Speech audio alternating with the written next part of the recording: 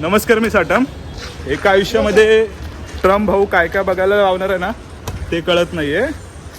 सद्दामच्या वेळेला आम्ही खूप जास्त लहान होतो. सद्दाम है ना अपना सद्दाम. कौन शकील का लौंडा? अबे यार परसों मालूम है क्या बोला मुझे? अरे भाई साहब, हाँ? सद्दाम इराक वाला हुसैन. आता निकोलस मडुरो बरोबर ज्या ज्या गोष्टी सुरू आहेत ते पाहून नक्कीच कळतंय की अजून एक युद्ध कदाचित घडू शकतं. तुम्हाला एकंदरीत काय वाटतं त्याबद्दल कमेंट सेक्शनमध्ये कळवा. एकंदरीत या विषयाबद्दल ज्या वेळेला मी चॅट जीपीटीला विचारलं ना त्यावेळेला चॅट जीपीटीचं जे रिएक्शन होतं ना ते वाचून मला फक्त हीच रिएक्शन द्यावंसं वाटतं.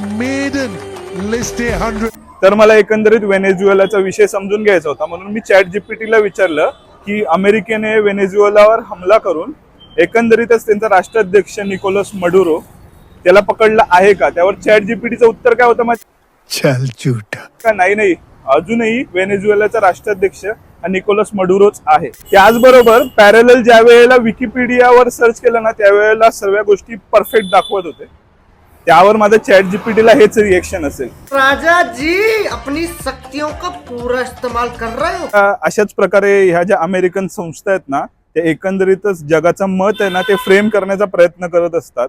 म्हणजे कशा प्रकारे अमेरिका चांगली आणि बाकीचे हे जे देश आहेत ना ते वाईट आहेत ना त्याबद्दल. कारण बघा 2020 मध्ये निकोलस मडुरोवर काही क्रिमिनल चार्जेस फाईल केले होते अमेरिकेने.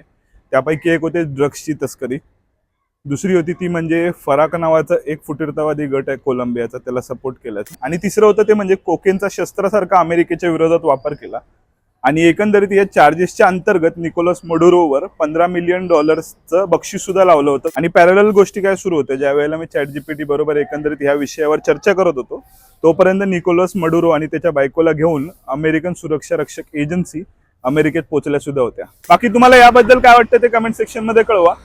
सकाळी एक बातमी वाचली, लल्लन टॉपचे चीफ एडिटर होते ना सौरभ द्विवेदी, त्यांनी एकंदरीत पूर्ण इंडिया टुडे ग्रुप मधनच राजीनामा दिलेला आहे आणि लल्लन टॉपला पण शेवटचा जय महाराष्ट्र केलेला आहे. एकंदरीत हे पाहून माझं एकच रिएक्शन होतं. के साथ खबरों का सिलसिला यहाँ पर समाप्त होगा.